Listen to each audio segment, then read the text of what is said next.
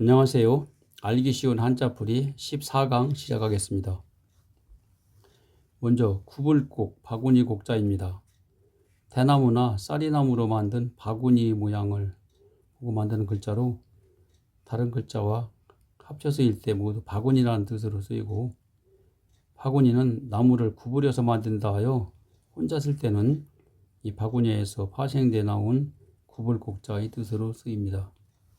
곡선, 줄선자와 합쳐가지고 모나지 않고 부드럽게 굽은 선을 의미하고, 곡직은 구분과 고듬이라는 뜻으로 사리의 옳고 그름을 이루는 말입니다.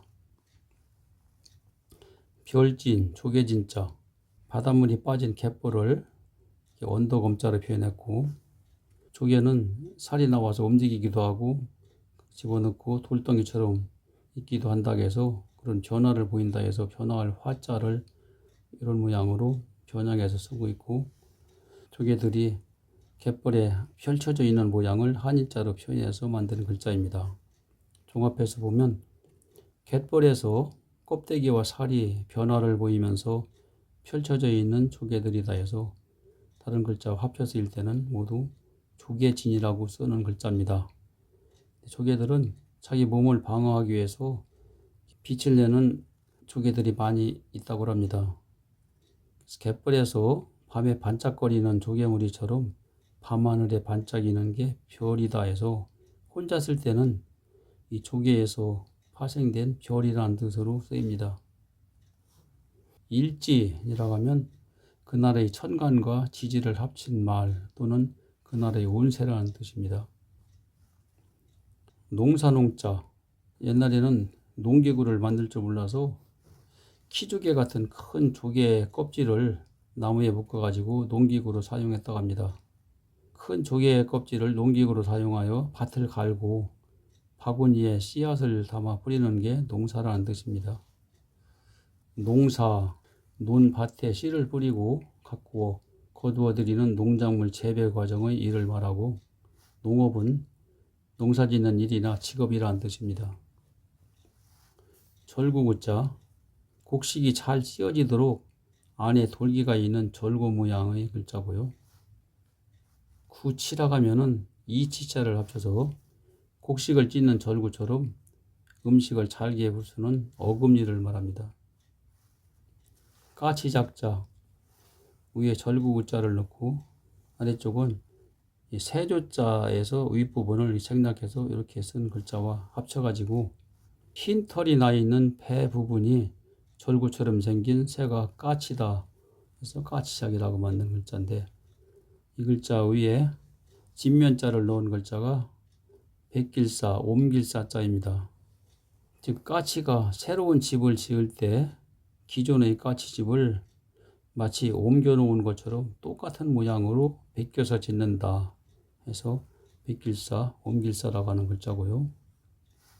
사진이라고 하면은 참진자와 합쳐가지고 물체의 진짜 모양을 베끼듯이 옮겨서 박아낸 영상이라는 뜻입니다. 복사는 겹칠 복자와 합쳐서 원본 위에 얇은 종이를 겹쳐놓고 비치는 모양을 그려서 원본을 베낀다는 뜻입니다. 양손국자, 양손을 벌려 맞잡고 있는 모양이고, 실제 쓸 때는 양쪽을 이렇게 늘려가지고 이런 모양으로 변형되어 쓰입니다. 마주들렸자, 이 양손국자 아래쪽을 붙여가지고 절구구자처럼 쓰고, 받쳐들 공자를 합쳐가지고 물건을 두 사람이 양쪽에서 한 손은 마주 잡고 또 한 손은 받쳐들어서 마주 든다 하는 뜻의 글자입니다. 더불려, 줄려자 보면 이 마주들 여자 안에 이 줄여자라고 하는 이런 글자를 넣어가지고 물건을 마주 들듯이 여러 사람들이 더불어 함께 일을 해준다 해서 더불려, 함께요, 줄여라고 하는 글자고, 이 줄여자는 국자에 국이나 술을 담아 준다는 뜻의 글자로 이 더불여자의 약자로 쓰는 글자입니다. 관요, 관계할 관자와 합쳐가지고 어떤 일에 관계하여 참여한다는 뜻이고, 여건은 사건 건자와 합쳐서 주어진 조건이라는 뜻이네요. 들거자, 모두 거자, 더블여자 아래에 손수자를 넣어가지고 여러 사람들이 더불어 함께 일을 해주듯이 손을 함께 모아서 물건을 모두 들어 올린다 해서 들거 모두거라고 하는 글자가 되겠습니다. 거수하면은 손을 위로 들어 올린다는 뜻이고, 거동은 움직일 동자니까 몸을 들어 움직인다는 뜻이네요. 일어날 흥하릉자, 글자는 마주들 여자 가운데에 함께 동자를 합쳐가지고 물건을 마주 들듯이 여러 사람들이 함께 힘을 합쳐서 일을 하면 일이 잘 되어 흥한다, 크게 일어난다는 뜻의 글자입니다. 흥미하면은 흥을 느끼는 재미라는 뜻이고, 부흥이라는 말은 다시 붙자니까 쇠퇴하였던 것이 다시 일어난다는 뜻이 되겠습니다. 그리고 이 마주 들여자가 들어가는 글자가 한 글자 더 있는데, 마주 들여자 가운데에 수레거자를 넣어서 마늘여라고 쓰는 글자입니다. 원래는 수레여자인데 수레에 물건을 많이 실른다 하여 마늘여라고 쓰고 있습니다. 여론조사 한다 할 때 여자가 이 글자가 되겠습니다. 배울학자, 위쪽은 양선국자 안에 산가지 효자를 넣고 중간에 있는 이 덮을명자는 진면자의 위쪽 점을 생략하고 쓴 글자고, 그 밑에 자식자자를 합쳐가지고 집에서 자식들이 양손에 산가지를 들고 쇠만한 걸 배운다는 뜻의 글자입니다. 학교 하면은 공부를 하여 배우는 곳이고, 학원은 학교에서 배운 교육 과정을 보충하거나 더 전문적으로 배우는 집이라는 뜻입니다. 깨달을 각자, 이 배울 학자에서 아랫부분 자식자자를 생략해서 이렇게 썼고, 여기에 볼견자를 합쳐가지고 배운 것을 겪어보고 깨닫는다는 뜻입니다. 감각, 느낄 감자 하니까 어느 것에 대하여 느끼고 깨닫는다는 뜻이고, 각선은 글서자니까 어느 것에 대하여 깨달아서 약속하는 내용을 적은 문서라는 뜻이네요. 머무를 간자, 이 글자는 이 눈목자의 오른쪽 아래쪽을 이렇게 떼어내서 생략해 쓰고 있고, 여기에 변화할 비자, 이 글자는 이거와 같은 글자죠. 이 글자를 합쳐가지고 눈알을 한쪽으로 돌리면 돌아가다가 끝까지 못 가고 머무른다 해서 머무를 간이라고 하는 글자입니다. 눈알을 돌린다는 뜻을 변화할 비자를 사용해서 쓴 글자고요. 눈 안자는 눈목자와 머무를 간자를 합쳐서 눈알을 돌리면 돌아가다가 끝까지 못 가고 머무르는 게 눈이라는 뜻입니다.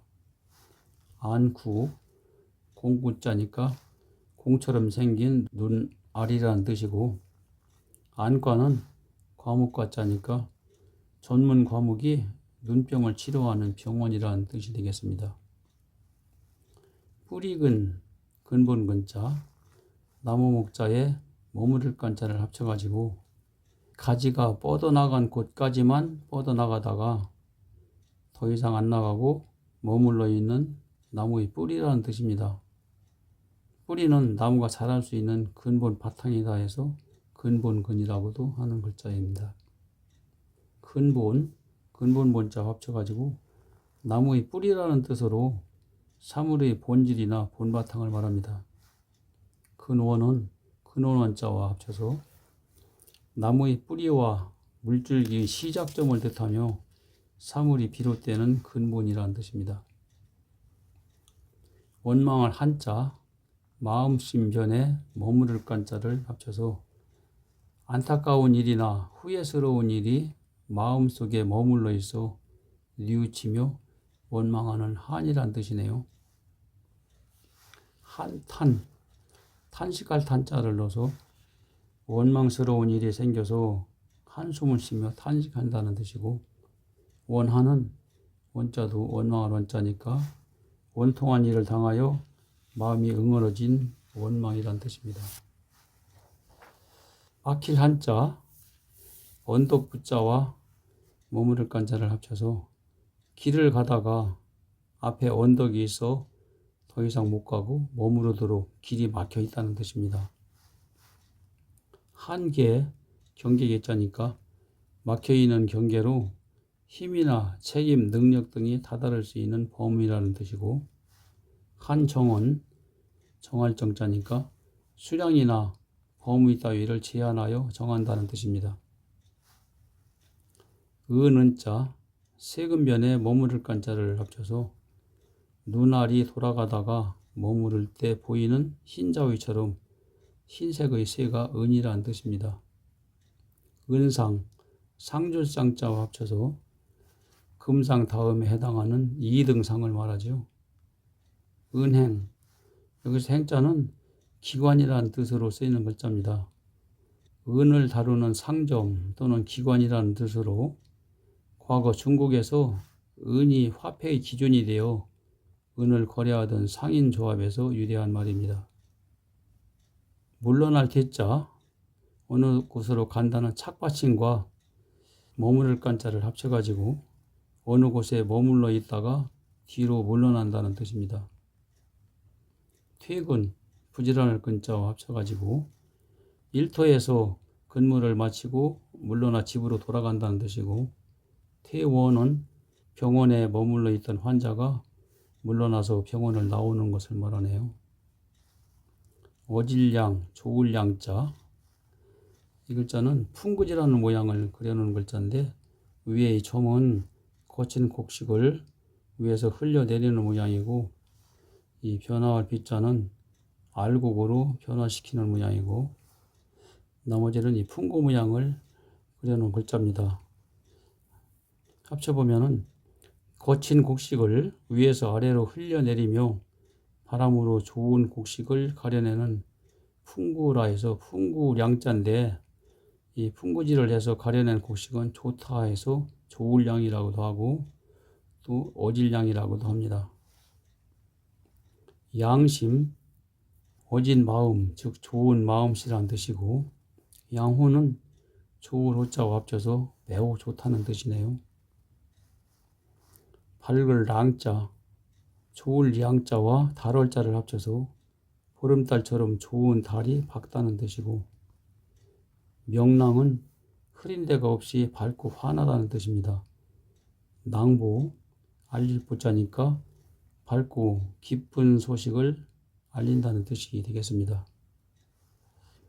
드리울 숫자, 꽃잎이나 나뭇잎이 길게 드리워진, 즉 늘어진 모양을 나타내는 글자인데, 여기에 흑도자를 합친 글자가 이 드리울 숫자입니다.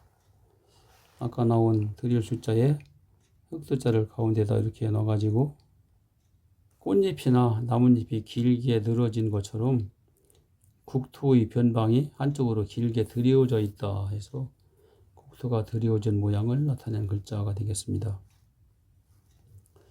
이 글자에 고르자를 합쳐놓은 글자가 이 우편우자인데, 중앙에서 멀리 드리워진 변방의 고을까지 소식을 전하는 게 우편이다 하는 글자고, 우편이라고 하는 말은 편할 편자와 합쳐가지고 편지나 물품을 다른 사람에게 보내 마음을 편하게 해주는 업무를 말합니다. 우표, 표자와 합쳐서 우편요금을 낸 표시로 우편물에 붙이는 증표를 말하는 것이고, 빛날 하자, 꽃 화자는 아까 설명드렸던 이 드리울 숫자의 아래쪽에 가지가 많이 뻗은 모양을 한일자로 표현했고, 또 위쪽에는 꽃 화자를 생략한 풀조자를 붙여가지고 가지가 많이 뻗고 꽃이 번성하게 피어 드리워져 화려하게 빛난다 해요. 꽃 화자라고도 하고 화려할 화자, 빛날 화라고 하는 글자입니다. 화려라는 말은 여자가 고울 여자죠.